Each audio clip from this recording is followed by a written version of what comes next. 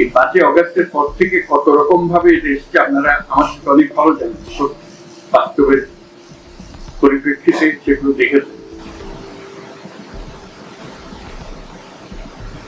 আমরা এর মধ্যেই এই পরিস্থিতিতেই মনে করেছিলাম শুরুতে যে বিরাট একটা পূজা আসছে, দুর্গা পূজা আসছে, এটা নিয়ে একটা হাঙ্গামা শুরু হবে। তো সেখানেও আমরা ঐক্যের আহ্বান জানিয়েছিলাম, আপনারা সবাই ঐক্যের মধ্যে শরীর পেয়েছিলেন। সারা দেশ জুড়ে খুব শান্তিপূর্ণ ভাবে পূজা পালিত হয়েছে, আমরা সবাই উপস্থিত ছিল। সারা দেশ পূজার আনন্দে শরীর হয়েছে, কোনো তফাৎ কোনো জায়গাতে কোনো রকমের বিশৃঙ্খলা কটূক্তি কিছুই হয়, সেটাও অনেকের পছন্দ হয়। তারা নতুন নতুন পেশে নতুন ভাবে চেষ্টা করেই যাচ্ছে। এখন যে চেষ্টার মধ্যে আমরা দেখছি চেষ্টা চলছে, সেটা বিশেষ একটা রূপ আছে, সেজন্য আপনাদের বিশেষভাবে আহ্বান জানাচ্ছি। এটা হলো যে বাংলাদেশ আমরা গড়ে তোলার চেষ্টা করছি, সেটাকে ধামাচাপা দিয়ে আরেক বাংলাদেশের কাহিনী তারা রচনা করে সারাক্ষণ এটা নানা রূপরেখা তারা দিয়ে যাচ্ছে। এখন এটা যে শুধু এক দেশের মধ্যে সীমাবদ্ধ রয়েছে তাও নয়, বিশেষ বিশেষ বড় বড় দেশের মধ্যে ছড়িয়ে গেছে। যেহেতু আমাদের এই বিরাট অভ্যুত্থান যার পছন্দ হয়, যাদের পছন্দ হয়নি, তাদের মুছে দিতে চায়, আড়াল করতে চায়, এটাকে নতুন ভঙ্গিতে দুনিয়ার সামনে পেশ করতে চায়। আমাদের এখানে একটা ভয়ঙ্কর কাণ্ড হয়ে গেছে, সেই ভয়ঙ্কর কাণ্ড থেকে আমাদেরকে রক্ষা করতে হবে, তারা রক্ষার জন্য এগিয়ে এসেছে আমাদের।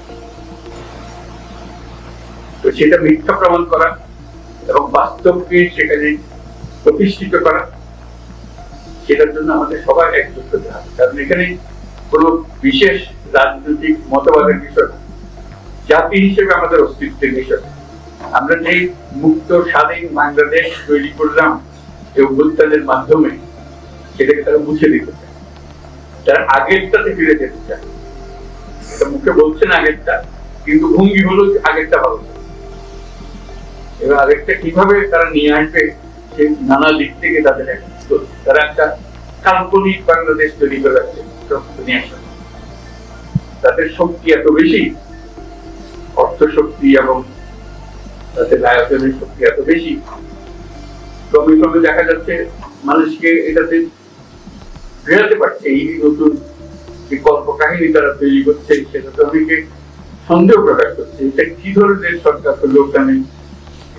যখন আমরা বুঝতে পারছি না, বোঝার পিছনে পরিচ্ছন্ন একটা সরকার। কাউকে আমরা দাদা দিয়েছি এখানে আসতে, আমি তো বারে বার বলছি যে আপনারা আসেন, দেখেন, দেখে যান, এখানে কোন বাধা নেই, না দেখার বাধা আছে, না দেখার বাধা আছে, না বলার বাধা আছে।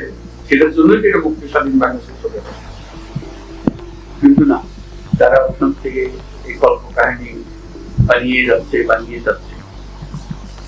এখন আমাদের সারা দুনিয়াকে বলতে হবে যে আমরা এক, আমরা সেটা পেয়েছি, আমরা একযোগে পেয়েছি, কোন মতভেদের মাধ্যমে পাইনি, কাউকে ধাক্কাধাক্কি করে পাইনি। যারা আমাদের বুকের উপর চেপেছিল তাদেরকে আমরা বের করে দিয়েছি।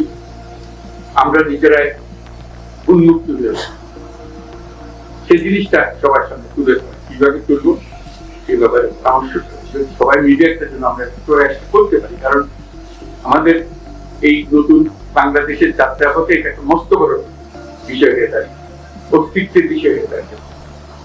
এই জিনিসটা যেন আমরা ঠিকভাবে অগ্রসর ভুল না, সেটার জন্যই আমরা সবাই মিলে পরামর্শ করে যাতে একযোগে আমরা কাজটা করতে পারি।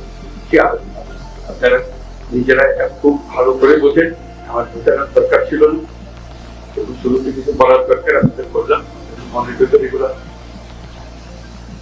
স্পষ্টভাবে জেগে আছে, সেটা সবার সামনে একত্র হয়ে বললে আমাদের শক্তি, সমবেত শক্তিটা আসবে। সেই সমবেত শক্তিটার জন্য আমরা আজকে অবশ্যই সবাইকে ধন্যবাদ।